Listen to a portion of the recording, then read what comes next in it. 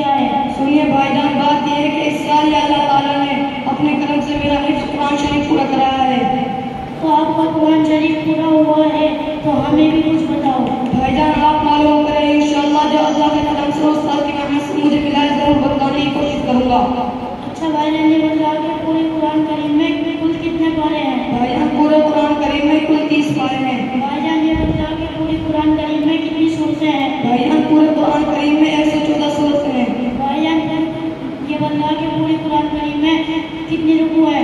भाईजान पूरे कुरान करीम में 540 रुकू हैं। भाईजान ये बता के पूरे कुरान करीम में कितनी आयत है?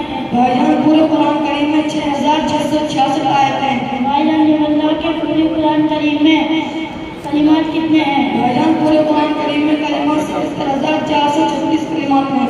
भाईजान ये बता के पूरे कुरान करीम में बिस्मिल्लाहिर्रहमानिर्रहीम कितनी जगह लिखा हुआ है? भाईजान पूरे कुरान करीम में 114 जगह बिस्मिल्लाहिर्रहमानिर्रहीम लिखा हुआ है। भाईजान आप तो वाकई बहुत कुछ जान रहे हो, थोड़ी सी उम्र में आपने बहुत कुछ पढ़ लिया। भाईजान तो अल्लाह के करम और उसकी मेहनत